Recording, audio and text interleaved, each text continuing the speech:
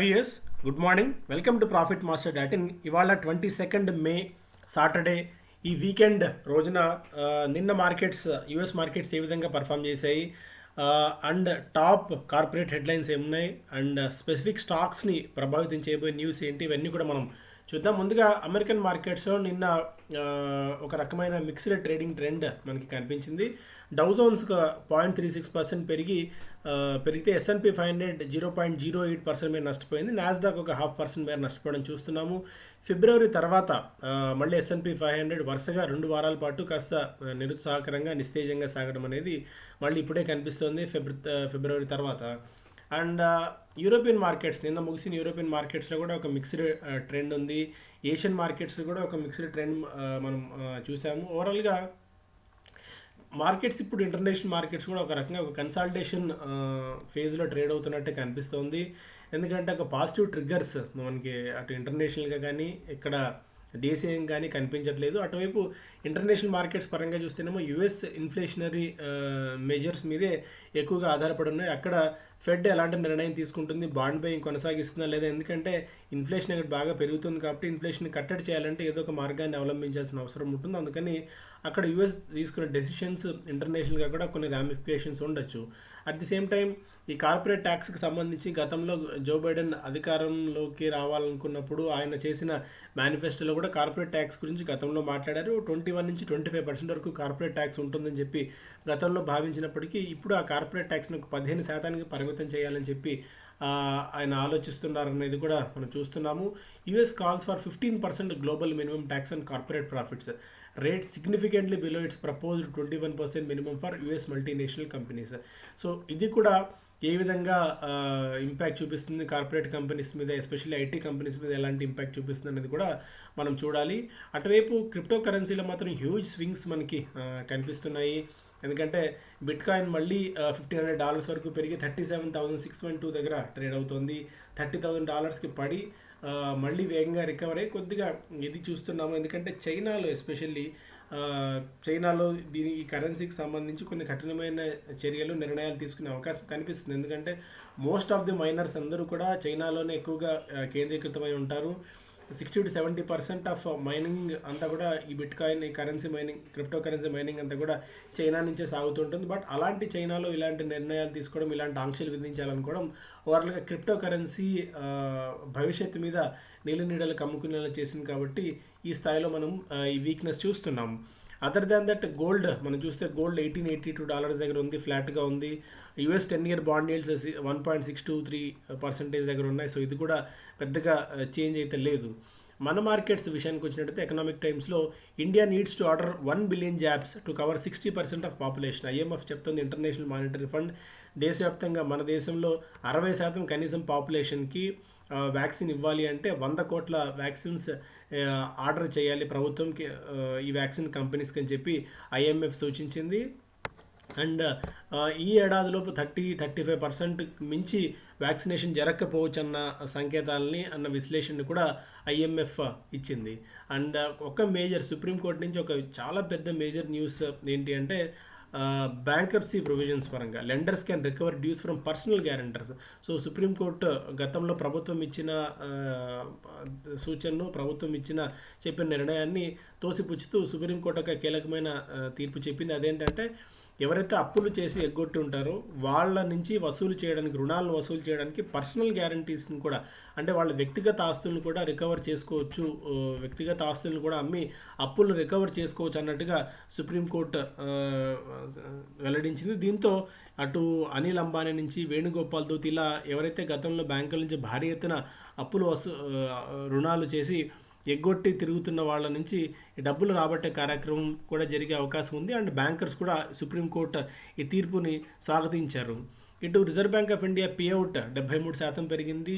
ఈ ఏడాది 99,122 కోట్ల రూపాయలను రిజర్వ్ బ్యాంక్ ఆఫ్ ఇండియా ప్రభుత్వానికి అందించబోతోంది. మరొక major news, state bank of India మెరుగైన త్రైమాసిక ఫలితాలను ప్రకటించింది. సో మనం గతం నుంచి మనం చెప్తూనే ఉన్నాం, అనలిస్ట్ కమ్యూనిటీ కూడా అదే భావిస్తూ వస్తుంది. ఎందుకంటే మంచి రిజల్ట్స్ని స్టేట్ బ్యాంక్ ఆఫ్ ఇండియా ఈసారి పోస్ట్ చేసే అవకాశం ఉంది అని చెప్పి, అందుకు తగ్గట్టుగానే 80% మేర మనకి మార్చ్ క్వార్టర్లో గతంతో పోలిస్తే నెట్ ప్రాఫిట్ జంప్ చూసాం. గతంలో 3,581 కోట్ల రూపాయలు ఉన్న నికర లాభం ఇప్పుడు 6,451 కోట్ల రూపాయల స్థాయికి పెరిగింది. అండ్ ప్రొవిజన్స్ కొద్దిగా తగ్గాయి. ప్రొవిజన్స్ పాయింట్ ఆఫ్ వ్యూలో చూస్తే గతంలో 1,484 క్రోర్స్ ఉన్న ప్రొవిజన్స్ ఇప్పుడు 13,249 క్రోర్స్కి తగ్గాయి. నిమ్స్ పెరిగాయి. నెట్ ఇంట్రెస్ట్ మార్జిన్ 2.94 నుంచి 3.11%కి పెరిగింది. నెట్ ఇంట్రెస్ట్ ఇన్కమ్ కూడా 22,767 క్రోర్స్ నుంచి 27,067 క్రోర్స్కి పెరగడం, ఇవన్నీ కూడా పాజిటివ్ అంశాలు. అలాగే నెట్ ఎన్పిఏ 2.23 నుంచి 1.5%కి తగ్గింది. ఇలా చాలా factors state bank of India కలిసి వచ్చింది. అలాగే ₹4 డివిడెండ్ కూడా అనౌన్స్ చేసింది. దీనివల్ల 3,560 కోట్ల రూపాయల మేర ఇంపాక్ట్ బ్యాంక్ మీద ఉండబోతుంది. అయినా స్టిల్ రివార్డ్ చేసింది ఇప్పుడు state bank of India. And గతంలో 2017లో ₹2.60 ఇచ్చిన డివిడెండ్ ఇప్పుడు ₹4కి డివిడెంట్ని ఇస్తుంది. సో చాలా కాలం తర్వాత మళ్ళీ డివిడెండ్ కూడా స్టేట్ బ్యాంక్ ఆఫ్ ఇండియా ప్రకటించింది కాబట్టి సో ఇక్కడ నుంచి కూడా స్టేట్ బ్యాంక్ ఆఫ్ ఇండియాలో కొద్దిగా మనకి పాజిటివ్ మొమెంటం కనిపించే అవకాశం ఉంది. అదర్ దాన్ దట్ మనకి మిగిలిన ఇది చూస్తే FMCG companies cut production amid packed e commerce and retail shelves. So FMCG కంపెనీల ప్రొడక్షన్ తగ్గించుకుంటున్నాయి, ఎందుకంటే retail shelves at e commerce నుంచి పాజిటివ్నెస్ ఉన్నప్పటికీ కూడా బికాజ్ స్టాఫ్ క్రంచ్ ఒకటి ఉంది, లిమిటెడ్గా షాప్ టైమింగ్స్ ఉండడము, డిమాండ్ తగ్గిపోవడము, ఇవన్నీ కూడా ఎఫ్ఎంసీజీ కంపెనీస్ మీద ప్రత్యక్షంగా పరోక్షంగా ఇంపాక్ట్ని చూపిస్తున్నాయి. And markets get a Boost from finance stocks end nearly 2% అయ్యి. సో 2% లాభాలతో మార్కెట్స్ క్లోజ్ కావడం చూసాం. వరుసగా 2 రోజుల పతనం తర్వాత హ్యూజ్ జంప్, హ్యూజ్ ర్యాలీ నిన్న మార్కెట్స్లో మనకు కనిపించింది. విక్స్ కూడా బాగా తగ్గింది. When compared with other Asian indices మన మార్కెట్స్ ఈసారి చాలా బెటర్ పర్ఫార్మర్గా ఉంది. సెన్సెక్స్ 3.71, అలాగే నిఫ్టీ 3.39 దాకా పర్ఫామ్ చేసింది. మిగిలిన ఇది వీక్లీ చేంజ్ చూస్తే Taiwan, Singapore, Hong Kong, Japan, Korea ఇవన్నీ కూడా కాస్త మనకంటే వెనకే ఉన్నాయి. మన మార్కెట్స్లో మాత్రం ఒక మంచి మొమెంటం కనిపించింది. మేబీ ఇదే జోరు కొనసాగితే ఈ లైఫ్ టైం హైని సునాయాసంగా మన మార్కెట్స్ క్రాస్ చేసే అవకాశం ఉంది. జస్ట్ 200-250 పాయింట్స్ దూరంలో మనం ఉన్నాం. ఎంఎస్ఎన్ ల్యాబ్ హైదరాబాద్కి చెందిన కంపెనీ బ్లాక్ ఫంగస్కి డ్రగ్ ఎదుర్కొనేందుకు తయారు చేస్తున్న పోసాకొనజోల్ అనే డ్రగ్ని వాళ్ళు ప్రవేశపెట్టబోతున్నారు, లాంచ్ చేయబోతున్నారు. అండ్ హిందాల్కో ఒక రికార్డ్ ప్రాఫిట్స్ని పోస్ట్ చేసింది. Most of the metal companies అన్ని కూడా అత్యద్భుతమైన రిజల్ట్స్ని అనౌన్స్ చేశాయి. మార్చ్ క్వార్టర్లో 1928 క్రోర్స్ ఆఫ్ నెట్ ప్రాఫిట్ని హిందాల్కో ప్రకటించింది. గతంతో పోలిస్తే 3 రెట్లు లాభం పెరిగింది, ఎందుకంటే కమోడిటీస్లో సూపర్ సైకిల్ కొనసాగుతూనే ఉంది. చాలా మెటల్స్ డికేడల్ హైకి దశాబ్ద కాలం గరిష్ట స్థాయిలకు చేరుకున్న నేపథ్యంలో దీని ఇంపాక్ట్ ఈ స్థాయిలో మనం చూస్తున్నాము. 3,483 కోట్ల రూపాయల ఫర్ ద హోల్ ఇయర్ ఓవరాల్గా మొత్తం సంవత్సరానికి 3,483 క్రోర్స్ ఆఫ్ నెట్ ప్రాఫిట్ని కంపెనీ అనౌన్స్ చేయగలిగింది. సో మొత్తానికి ఈ మెటల్స్లో వృద్ధి అనేది ఈ కంపెనీస్కి అన్నిటికీ రికార్డు స్థాయిలో లాభాలని అనౌన్స్ చేసేలా చేస్తోంది. యునైటెడ్ స్పిరిట్స్ లాభం కూడా 6 రెట్లు పెరిగింది, ఎందుకంటే గతంలో లో బేస్ ఎఫెక్ట్ అనుకోవచ్చు. గత ఏడాది ఉన్న లాక్డౌన్ పరిస్థితులు వివిధ కారణాల వల్ల. సో బట్ స్టిల్ ఇంకా మెరుగ్గానే పర్ఫామ్ చేస్తున్నాం. ఎక్సెప్ట్ ఏపీ, మిగిలిన స్టేట్స్లో పరిస్థితి మెరుగ్గానే ఉంది అని చెప్పి యునైటెడ్ స్పిరిట్స్ చెప్తోంది. తమ బ్రాండ్స్ అన్నీ కూడా మెరుగైన స్థానంలో ఉన్నాయి. సో ఇక్కడ నుంచి కూడా కాస్త పాజిటివిటీ ఉండొచ్చు అని చెప్పి కంపెనీ హోప్తో ఉంది. మరోవైపు జేఎస్డబ్ల్యూ స్టీల్ కూడా హైయెస్ట్ ఎఫర్ Q4, గతంలో ఎప్పుడూ లేని విధంగా మెరుగైన లాభాలన్నీ Q4లో జేఎస్డబ్ల్యూ స్టీల్ ప్రకటించింది. స్ట్రాంగ్ డిమాండ్ ఉండడం కూడా కలిసి వచ్చింది. 4,191 కోట్ల రూపాయల నికర లాభాన్ని కంపెనీ ప్రకటించింది. ఏకంగా 22 రెట్ల జంప్ మనం చూసాం.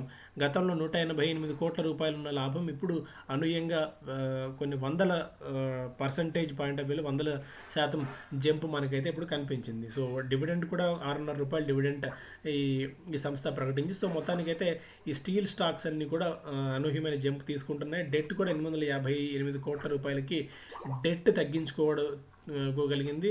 గతంలో 15,000 కోట్ల రూపాయలు ఉన్న డెట్ కాస్త the company's debt has come down by 858 crores even after spending on capex, expenditure acquisitions aggregating around 15,000 15,000 కోట్ల రూపాయల మేర అక్విజిషన్స్ కెపాసిటీ ఎక్స్పెండిచర్ చేసినప్పటికీ కూడా డెట్ మాత్రం 858 కోట్లకు మాత్రమే పరిమితం అవ్వడం అనేది సో సంస్థ సామర్థ్యాన్ని మనకి సూచిస్తుంది.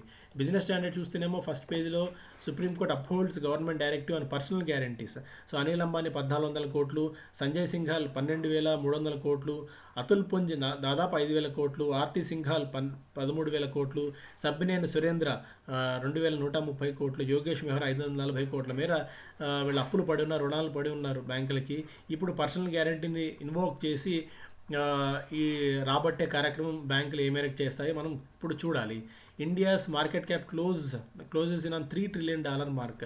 సో అదొక అంశం. $3 trillion మన ఇది చేరబోతోంది market cap. And SBI results already చూసాం. And NSC shares soar on boost from SAT. So ఈ సెక్యూరిటీస్ అప్లైడ్ ట్రిబ్యునల్ నుంచి అన్ఫ్రీజ్ చేసింది. అంటే దాదాపు 6,000 కోట్ల రూపాయల మేర డబ్బులు ఉన్నప్పటికీ వాడుకోలేని పరిస్థితి ఉండేది ఇంతకాలం. ఇప్పుడు ఈ శాట్ నుంచి ఎన్ఎస్సికి ఒక పాజిటివ్ న్యూస్ రావడం వల్ల ఈ అన్లిస్టెడ్ మార్కెట్లో ఎన్ఎస్సి షేర్స్ విపరీతంగా పెరుగుతున్నాయి. గతంలో 1,500 రూపాయలు దాకా పలికిన షేర్లు ఇది అన్లిస్టెడ్ మార్కెట్లో ఇప్పుడు 2,200 2,300 వరకు 2,300 దాకా అన్లిస్టెడ్ స్పేస్లో ఎన్ఎస్సి షేర్స్ దొరుకుతున్నాయి.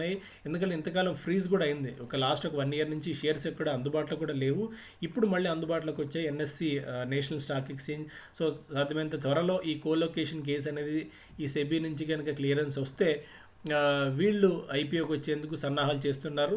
సో ఎన్ఎస్సి షేర్స్ విపరీతంగా పెరుగుతాయి. ఎన్ఎస్సి షేర్స్కి సంబంధించి మీరు అవైలబిలిటీని కూడా చెక్ చేసుకోవచ్చు.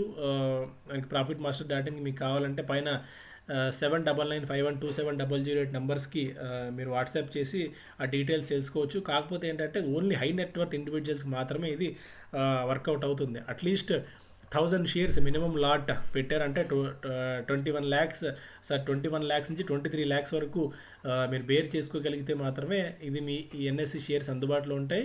బట్ ఒకేసారి మనకి లిస్ట్ అయిన తర్వాత ఐపీఓకి వచ్చినప్పుడు ఇన్ని షేర్స్ దొరికే అవకాశం కూడా మనకు లేదు. ఒక బెటర్ ఆపర్చునిటీ అవుతుంది ఇది.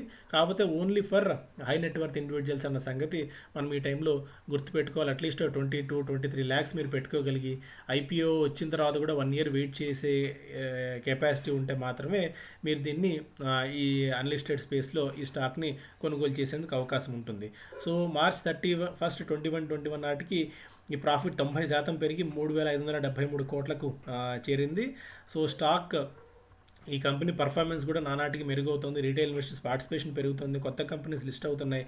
ఈ చాలా ఫ్యాక్టర్స్ ఎన్ఎస్సికి కలిసి వస్తున్న తరుణంలో ఈ స్టాక్స్ కూడా డిమాండ్ బాగా పెరుగుతోంది. And sugar stocks trading weak likely to be just an anomaly. Sugar stocks కొద్దిగా మళ్ళీ ఇది మనం చూస్తున్నాము. సెంట్రల్ గవర్నమెంట్ కట్ చేసింది సబ్సిడీని షుగర్ ఎక్స్పోర్ట్స్ మీద. సో ఇప్పుడు ప్రస్తుతం మార్కెట్ క్యాప్ అవన్నీ చూసుకున్నా కూడా మెరుగ్గానే ఎంతకాలం ఈ కంపెనీస్ ఏంటంటే బాగా పెరుగుతూ వస్తాయి. ఒకటి ఎథనాల్ మిక్స్కి సంబంధించి ఆర్ డిఫరెంట్ ఫ్యాక్టర్స్. ఒకటి ప్రొడక్షన్ బాగా ఉండడము అండ్ ప్రైజెస్ అందుబాటులో ఉండడం, ఇవన్నీ బాగా కలిసి వస్తున్న ఈ తరుణంలో షుగర్ కంపెనీ స్టాక్స్ గత కొద్ది కాలం నుంచి బాగా పెరుగుతూ వస్తున్నాయి. ఇప్పుడు మళ్ళీ కొద్దిగా వీటిల్లో మనం ట్రెండ్ని గమనించాల్సిన అవసరం కనిపిస్తోంది. Friday fall in sugar was however an aberration. The sector has been an outperformer due to a combination of high sugar prices, low raw material prices. So ఇంతకుముందు మనం ఎంతకాలం చెప్పుకున్నట్టు షుగర్ స్టాక్స్లో బాగా జంప్ మనకు కనిపించింది because of various factors. Maybe ఇక్కడ కొద్దిగా ఒక పాస్ తీసుకునే అవకాశం మనకి షుగర్ స్టాక్స్లో కనిపిస్తుంది. LIC boosts stake in union bank of India to over 5%.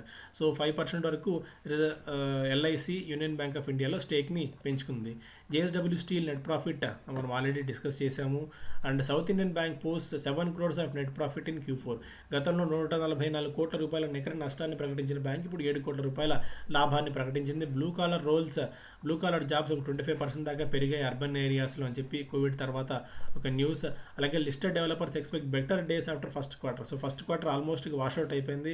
ఇక తర్వాత క్వార్టర్స్లో మెరుగైన పర్ఫార్మెన్స్ ఉండొచ్చు అని చెప్పి లిస్టెడ్ రియల్ ఎస్టేట్ కంపెనీస్ భావిస్తున్నాయి. Like Sunteck realty, Oberoi realty and Godrej properties లాంటి కంపెనీస్. ఈ కాలంలో వాళ్ళు ల్యాండ్ బైస్ చేసుకుంటూ అంటే భూములను కొనుగోలు చేస్తూ సో తక్కువ ధరకి భూములను చేజిక్కించుకొని ల్యాండ్ బ్యాంక్ డెవలప్ చేసుకునే కార్యక్రమాల్లో ఈ కంపెనీస్ అన్నీ ఉన్నాయి. సో ఇది major news. Thank you so much. Have a great weekend.